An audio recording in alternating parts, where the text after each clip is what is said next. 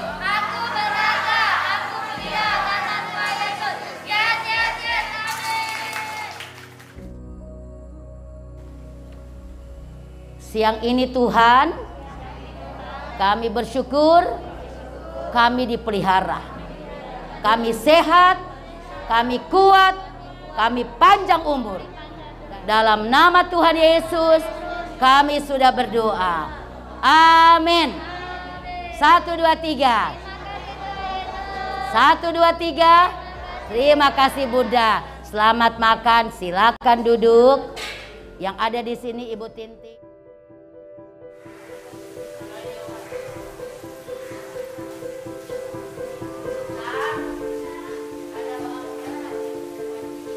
Saya sih mau mereka bisa bercocok tanam. Karena orang-orang seperti ini kan harus diberikan kegiatan.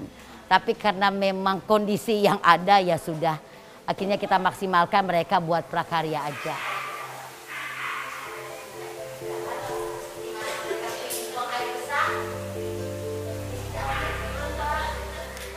Yayasan Gerakan Asi Abadi Indonesia atau disingkat GERASA khusus melayani atau mengurus mengasuh wanita-wanita ODGJ, orang dengan gangguan jiwa tapi yang terlantar hidup di jalan.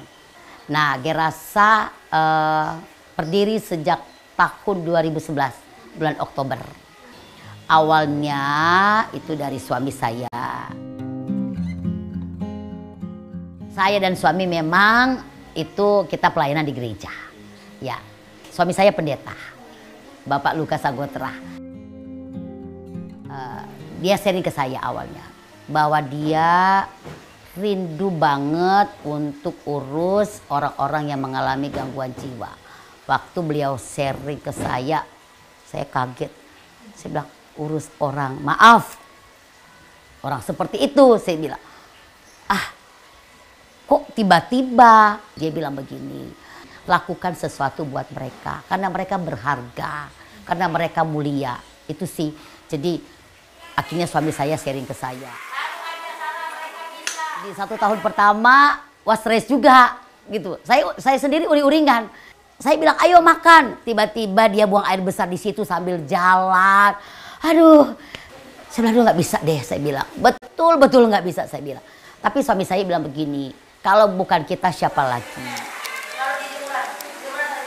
Dan kita urus mereka ya kita ambil bukan hanya di Bekasi, Cilegon, Sukabumi, Cianjur, Cikampek, Karawang, Bogor, Bekasi, Jakarta itu semua ya gitu kita lihat ya kita ambil atau kita dengar informasi dari orang di sini ada bapak dan ibu ya kita jemput ya. Bilang yang di Bogor jemput saya dong. Yang di Bogor jemput saya dong. Udah pakai masker. Jadi Bu Winda dijemput di Bogor itu tanggal 20 Februari tahun 2020. Saya lagi beli kopi di warung, tiba-tiba datang dia pak bawa mobil Avanza. Kaget juga. Nah, ini Ibu Windanya nih yang lagi di warung. Warungnya belah sono. Oh. Ada warung dua. Lihat aja Sinar Kasih. Ya. Ada warung dua belah sono. Kalau ke warung kopi belah bawah. Nah, udah beli wanita kopi itu sangat rentan dengan tindak kejahatan. Maaf. Meskipun mereka ODGJ, mereka bisa diperkosa di jalan. Dan kedua, wanita itu sangat rentan dengan sakit penyakit.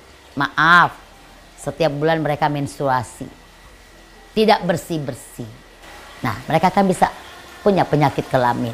Perlu juga tahu ya, masalah terbesar mereka adalah masalah keluarga.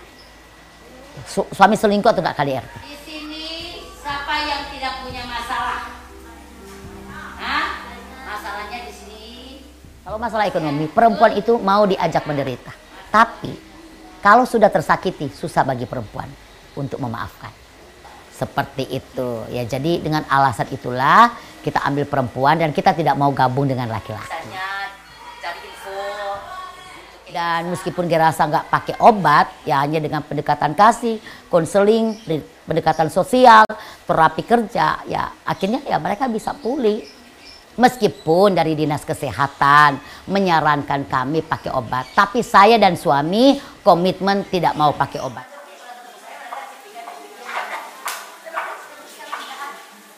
Bukan berarti saya menolak medis. Enggak, ya anak saya juga dokter. Alasannya apa? Pakai obat berarti kan harus ada kos. Nah, sedangkan mereka semua ODGJ dari jalan. Nah, siapa yang mau subsidi untuk obat? Nah, kalau kita cuma jejelin dia dengan obat-obat, tapi kita tidak sentuh ya inti permasalahannya, mengapa kamu mengalami depresi, itu kan tidak maksimal. Jadi saya dan suami komitmen tidak mau pakai obat.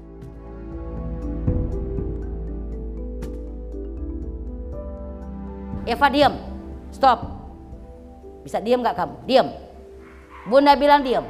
Diam. Bunda mau tanya, yang dulu-dulu bisa kembali lagi nggak? Tidak. Tidak ada masa depan di masa lalu. Yang lalu biarlah berlalu. Sesungguhnya yang baru sudah datang.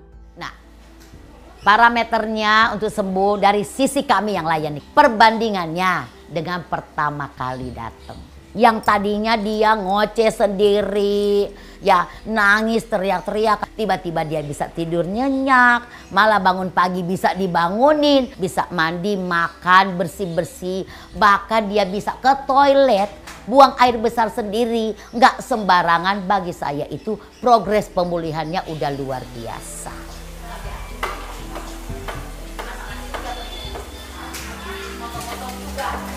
Ini Sarah. Kakaknya jemput dia di Jakarta di tempat tantenya ibu ya. Akhirnya bawa kemana? Ke Bogor. Bawa. Akhirnya kakak temannya abang bawa ke jalan-jalan ke itu, kamu akhirnya nggak tahu, akhirnya nggak ada kabar, ya udah. Tapi sebelum jalan-jalan ke mall diapain? Dikerjain di sana. Dikerjain. Di kosnya abang. Di kos teman abangnya, dia diperkosa di sana, dibawa ke mall terus ditinggal. Betul? Polisi ngantar aku ke Mahanaim, akhirnya bunda jemput aku jam 1 malam ngantar ke sini. Dan dia saat ajak ngobrol, ya mereka sudah bisa nyambung, bahkan mereka bisa bikin prakarya, mereka bisa bekerja, itu sudah sangat luar biasa.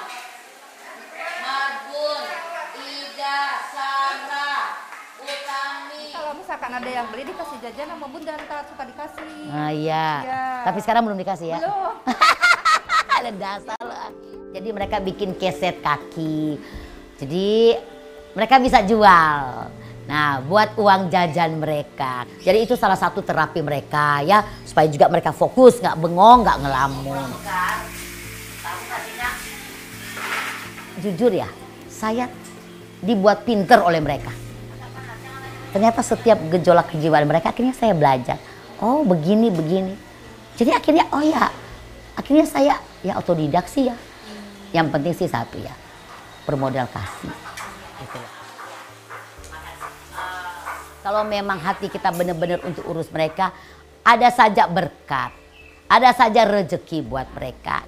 Dari orang-orang yang punya hati. Rupiah demi rupiah mereka bisa donasikan ya, tapi saya nggak minta-minta loh ya. Dikasih, bilang Mbak mau beli? Nggak cuma-cuma, kalau udah bikin dikasih uang emang nggak baik juga. Jauh lebih baik dia ada di keluarga. Yayasan itu bukan pilihan terbaik. Ada juga yang keluarga sudah ketemu tapi keluarga nggak mau bawa. Mereka bilang di sini aja deh. Tapi kalau memang keluarga udah nggak bisa ya sudah. Gerasalah selamanya akan urus mereka. Itu komitmen saya dan suami. Satu orang aja sakit di rumah, itu satu keluarga tuh pusing. Nah apalagi ini dengan banyaknya perempuan semua. Dan semuanya ambil dari jalan. Setelah saya urus mereka, layani mereka, rawat mereka, saya belajar kesabaran dan kasih sayang. Ya, karena kalau nggak sabar, ya jujur, gak bisa. Karena setiap hari kita diperhadapkan dengan tingkah laku yang aneh-aneh.